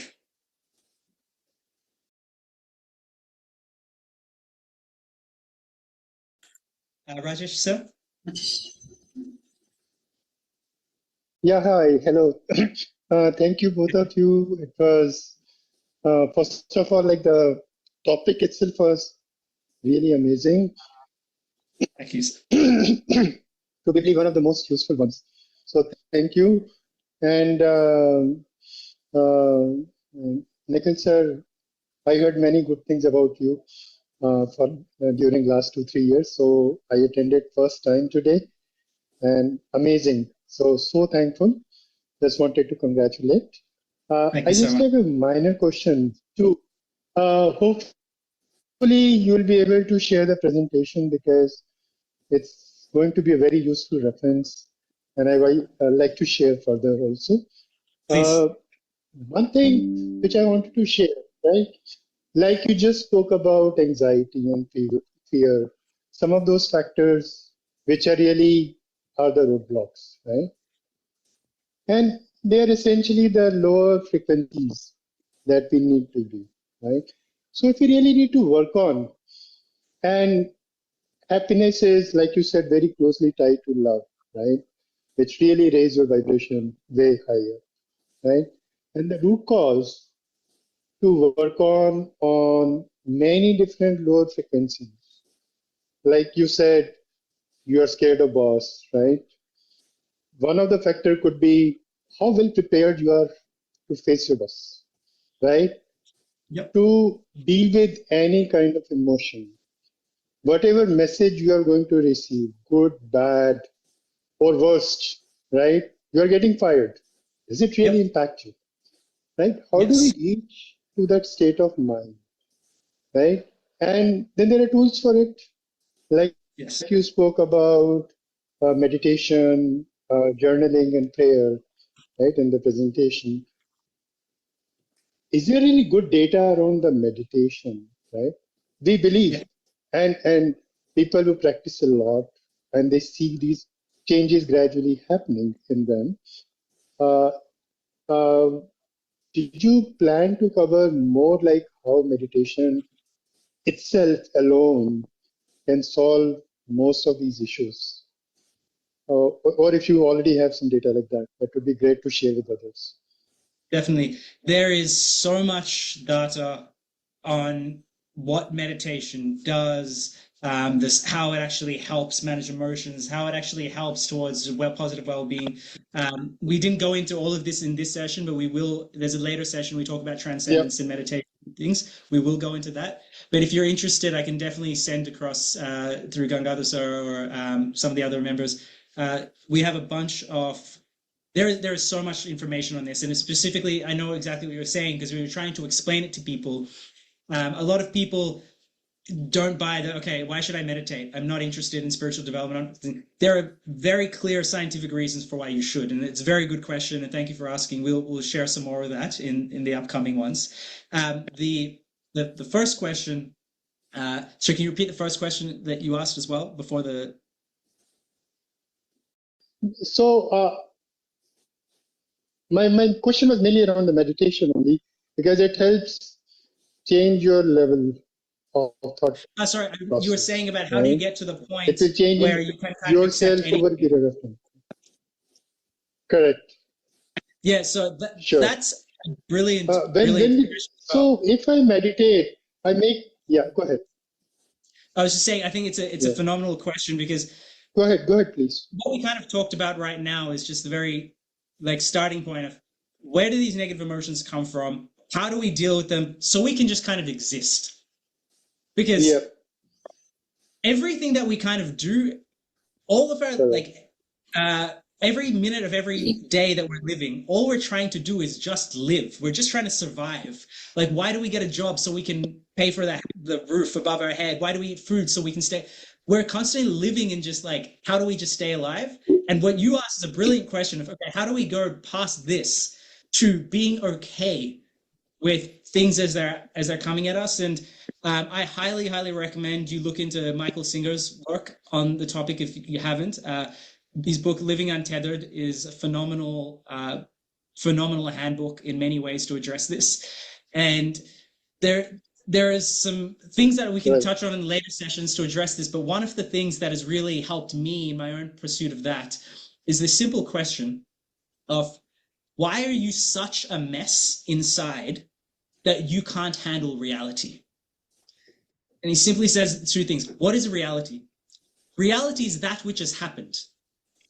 It's not what you think is going to happen or what you wish would happen. It is what has happened. Reality has nothing to do with you. Reality is the combination of all these atoms, things happening. There's 8 billion of us. Each of us have our own preferences and choices. And if somebody fires you from a job, it's not personal. They are going through their emotions as you're going through your emotions. We make things personal. And he asked such a brilliant question where there's all these amazing things happening all around the world. You know, when it rains, the cat doesn't get upset that it rains. The cat just goes, it rains. This is what happened, right? But we get upset. We're like, oh my God, it's my birthday today and it rained. You know, we get upset that we got fired from a job. It's our choices, it's our preferences, it's our inability to accept reality that makes us miserable. And we didn't touch on it in this, but it's a brilliant question, and it is the most important question, which is, why are you such a mess inside that you can't accept reality? Why can you not accept the world as it is instead of trying to make it as you want it to be? And that is a separate journey in and of itself that I would love to actually cover. I mentioned that I actually want to run an entire separate series on this because I think it is such an important question. Super. Very thankful. Very thankful. And thank you. Just one minor comment.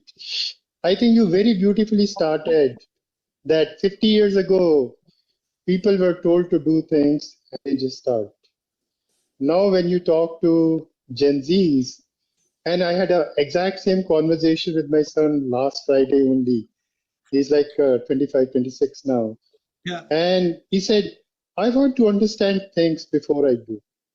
Yeah. I just don't want to do it, but I want to understand and then I will do it. So they're all scientific, data driven and all that. So the request for data was for people like certain people who get to see the scientific impact aspect of it. Change their mindset. Yeah. No, I agree. And if you notice, very thankful. Very. That's the reason why we didn't even use the words vibrations or frequencies, or even though in the BYM community there are so many things that we can talk about. Yeah. I wanted to keep this as simple and as accessible to anybody from any background, any perspective. This is not a question of, do you believe in spirituality or religion or energies or any of those things? This is what hard fact science says. It's not up for debate. Whether you agree with it or not, the evidence is there. Yeah, right. And in fact, both Thank you so much. my wife actually and Annie, so we are very big fan of Saroja ma'am. And after listening to you, so we have new people in our list. Thank you so much. Thank you so much, sir. Jyoti, madam. Thank you. Hello. Hi, Nikhil and Jenny. That's really a beautiful session on happiness. Actually, it's a breakthrough session, I have to say. Being a mother of 2 teenagers, I always struggle how to explain happiness to them.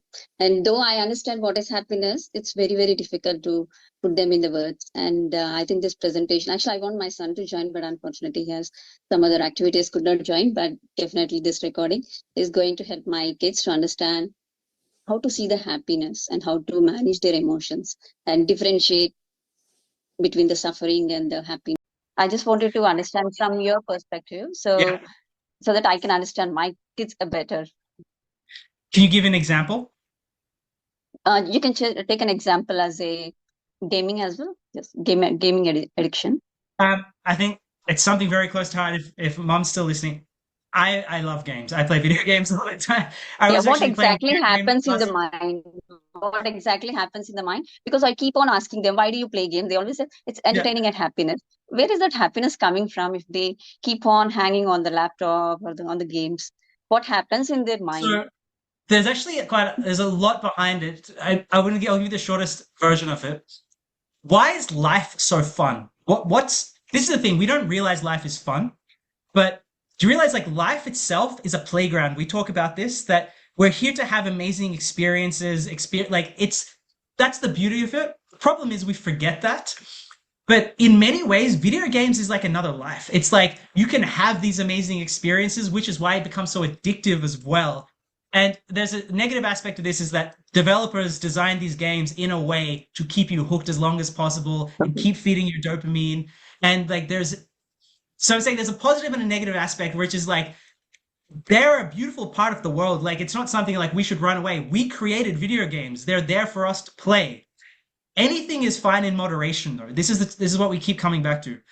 If you are playing video games to the exclusion of all else and you're not focusing on your studies and you're not focusing on your jobs, then that's just as bad as the opposite thing that we said of like somebody who's a workaholic and all they do is they focus on their job and they don't focus on their relationship and their health and their happiness, because extremes are never good. So the short answer is, why do people play video games so much in like my generation, the younger generation? Because it's like the same activities that we used to do in the previous generation, like playing sport outside with your friends. There's a social connection that actually comes there.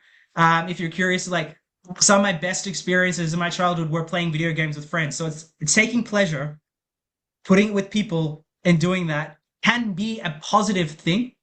Where it becomes problematic is, again, when it's just, I'm playing this because I'm trying to escape my problems. And I see that as well from a lot of kids. They put themselves into video games or they put themselves into social media and other things because they hate their life so much that it causes anxiety and fear. And sadly, I empathize a lot because what it is real life is so stressful, or maybe they don't have a good social friend group. And realizing that and sitting with that is painful. So what do we all do? Like for them, it's video games, but I'm sure you have your own distractions. Maybe it's TV shows or serials. We all have our thing that when we don't like our emotions, how do we numb ourselves? What can I do to numb myself? So that often is a thing. I'm not saying that's the case with your son because I don't know your son well enough, but I'm saying anything that we use to distract ourselves from ourself is not good. But if you're using it because you have fun, like as I was saying, I was playing video games last week because I enjoyed them. Yeah, it's a part of life. And it's the reward system in our brain, and that releases dopamine. And over time, when dopamine is released, like you just need more and more of that to hit the same, like I think, satisfaction. Then that leads to cravings and loss of control. And then you need more and more of that, and then you're addicted at the end. So that's, I think, like what happens, like, and to think about it in biological terms. Yeah. Thanks, Jyoti, ma'am. Thank you. Thank you. Praveen, sir?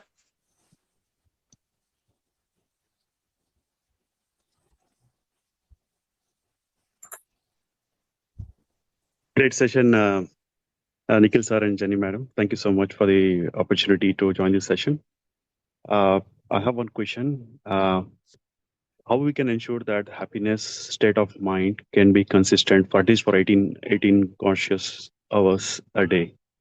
So, I mean, that constant is something we can have like a swing, not consistent, but like how we can ensure that dopamine effect is there, but consistent effect of happiness, how we can ensure that so that it can become a habit. I learned something from Saroja Auntie the other day, and she said just post it everywhere in your apartment, write it on a piece of paper, put it as a notification on your phone or on your calendar, and just like choose happiness every day. We came to Earth because we we wanted to be happy, we want to have fun. This is a place to be fun, to have fun. And I think it's just like sharing it and talking about it with people, sharing your wisdom when you go and grab a coffee and like share with your colleagues at work. And I think like having a community, having friends, and like the constant reminders in the house. Like when you wake up in the morning, have a piece of paper next to your bed, and it's just like it says like choose happiness today. And I do like mini like meditations throughout the day. Like when I grab a cup of coffee, and it's like just 3 minutes, like a mindfulness walk, that I put on my phone, and just like reminding myself like today's a great day. There's nothing to worry about. I'll get through this. That definitely helps. I think that this is something that we've lost in the modern world, is the benefit of rituals. Again, at Harvard, I took an amazing course on what the significance of rituals was, and it reopened my eyes to, I think, a lot of things that we lost. Particularly, I take any religion like Hinduism, for example. In the past, maybe some places, but I don't see it in much places, Brahmins would sit down and do a puja 3 times a day, every day, without fail. Why? Now, today, almost nobody I see, even in India, does that. But because now we think we're too cool, we're too busy, we don't need to, these things don't give us value. But when we had structured processes in religion, we just did things, and we got so many benefits in the back by just doing things without understanding them. Now, look, if we don't follow religion or you don't follow that, you still need to build those structures into your life. This is actually another topic that I want to do a session on later. But we lack rituals. So if you want to be happy, for thousands of years, people through religion or other things realized the same question that you're asking, that if I leave it up to me, I'm not going to be happy for 18 hours a day. So I have to force myself by having different things. So, for example, wake up every day and say in front of the mirror, it might feel stupid for the first time, say in front of the mirror 5 times, I want to be happy today. I want to be happy today. In fact, every time you look in the mirror, do other things of the things that we're talking about. Teach one piece of happiness material, new, it's only going to take you 5 minutes, every day to somebody. It's those actions, like there's nothing that you're going to do that's going to make you happier more than building micro rituals that only take you 2 minutes, 3 minutes, 4 minutes, and doing them consistently. Perfect. Great insights. Thank you so much. I'm excited to join the next session. Thank you so much. Thank you so much. Thank you.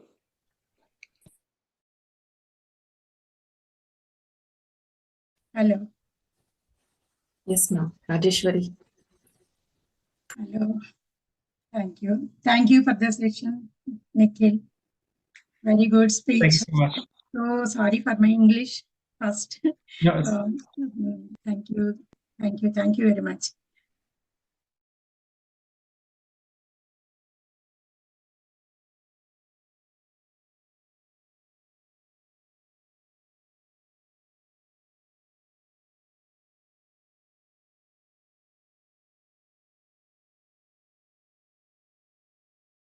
One minute, sir. So this happiness section, that book I read, but I couldn't understand properly. Now I clearly understood that in your words it is good. Yesterday I missed, but today I joined, but very difficultly. So I had something I noticed. Whenever we get happiness, it means anything we achieved, or any success, or any relationship happiness, everything, whatever it may be, depends on the outer world. That is our usual practice of getting happiness. Mostly, that primordial joy, like that we read in only the scriptures. We never feel like that. Even though we are meditating, even though we are reading many books and all, that will come again and again, coming that whenever bad things happen, whenever anybody scolds us, and anything, that that is how much we read, how much we practice, how much we meditate. Also, we are sometimes we go to back. That is the major thing of getting happiness, not on the circumstances outside. How can we achieve a little simple tips? You can tell any simple tips by practice. To practice every day, how can we? Madam told many things. We are all practicing. Thankful to her. She has given more and more knowledge to us. But now we are taking knowledge. But whenever we come to the practice, the movement itself, again we madam told like that book, I read that book, it is there. So we next after some time we will console ourselves and come back to the personal place. But the moment when the things happened, we feel definitely we are feeling. So that also we have to overcome. What can we do more better things? Share some things to do. Okay, I'll give you actually an example that we were talking about. So this is, I think, you asked for a simple, so I'll give you a simple one.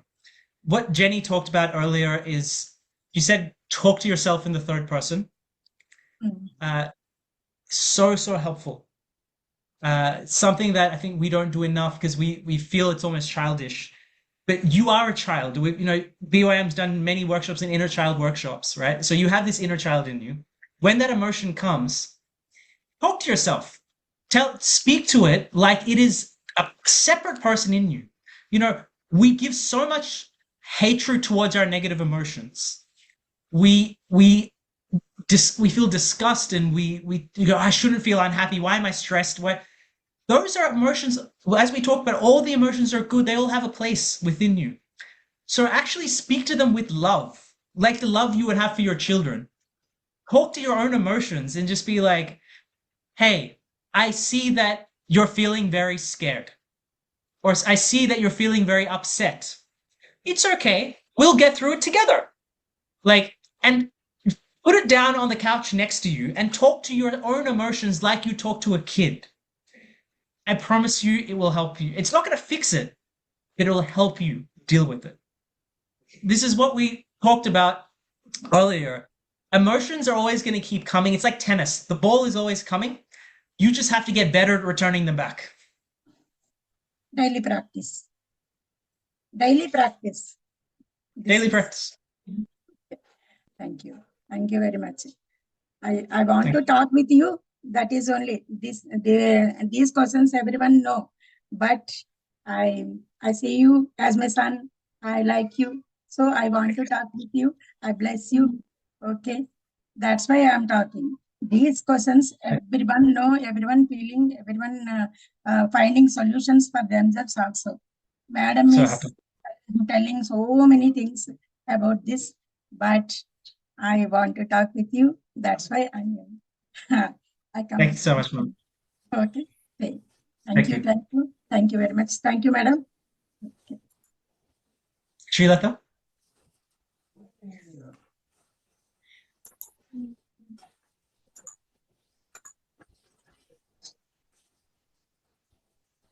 Hello, sir. Hello, Nikhil, sir. Hello, Chini, ma'am. Hi. Can you hear me? Hello. Yes. Yeah. It was a great session, sir, talking about happiness and especially listening few of the snippets from Michael Singer's knowledge, because I'm a huge fan of him. So I have a quick question. So happiness is different for each one of us. So especially when you're in a family or in a group with friends or colleagues. So how do you strike this balance? Because sometimes you need to compromise a little, considering maybe your kids or your partner's happiness. So how do you, because you don't want to get compromised all the time. Here and there few times you can compromise, but not in all the times. So how can we bring this balance, especially when we are in a group, as either family or friends or colleagues? Yeah, I think that's a very important question. I think really when it comes to this, it's the question itself is like, how do I get my happiness over somebody else's? I'll share my framework at least.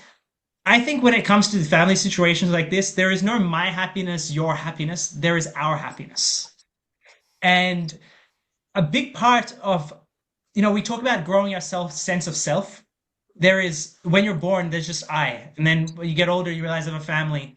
Through BYM, you have this whole bigger family. And part of our own personal journey is increasing that sense of self. I know what you mean. Like there are tensions and stuff that can exist, but it's not as simple as just saying, okay, I can get what I want, you can get what you want.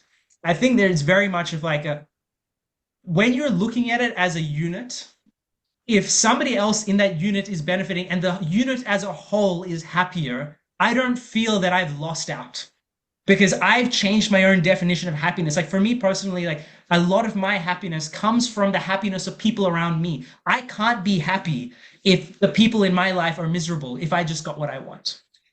And at the same time, I think it's important that everybody in that unit thinks that way.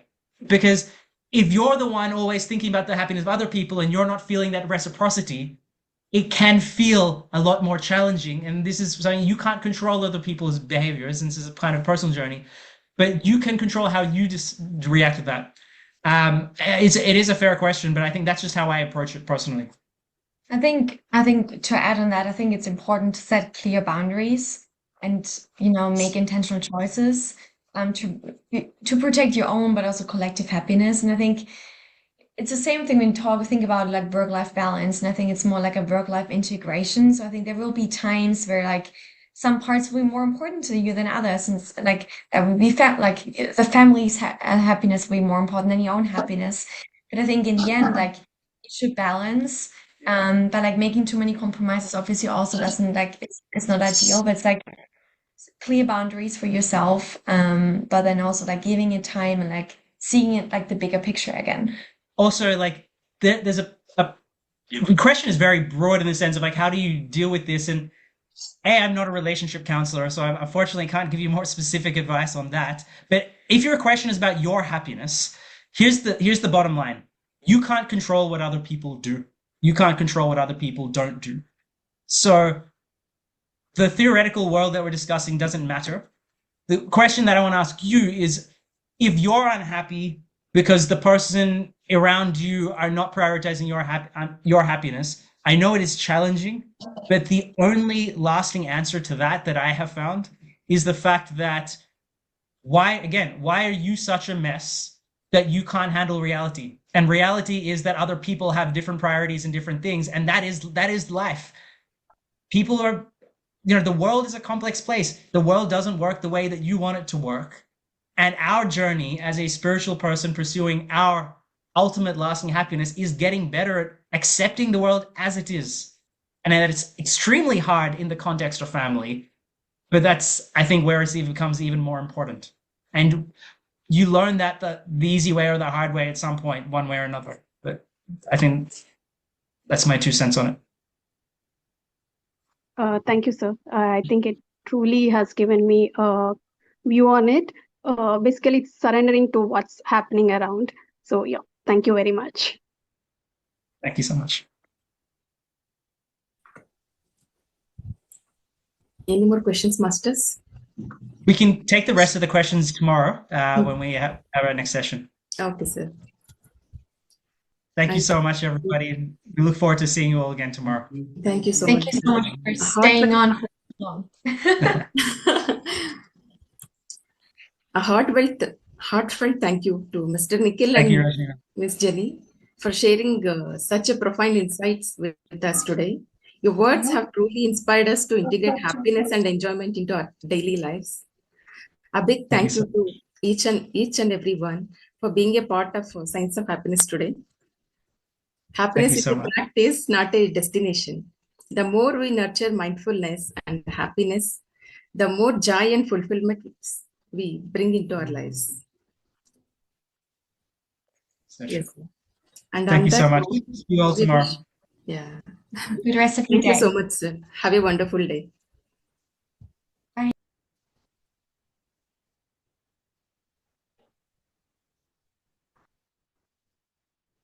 Okay, ma'am, we will end the session. Thank you. Thank you, Rajini ma'am. Thank you, all masters. We'll end the session. Thank you everyone for attending the session, masters. I hope you enjoyed the session. All tomorrow again, same time. Thank you. Thank you, everyone.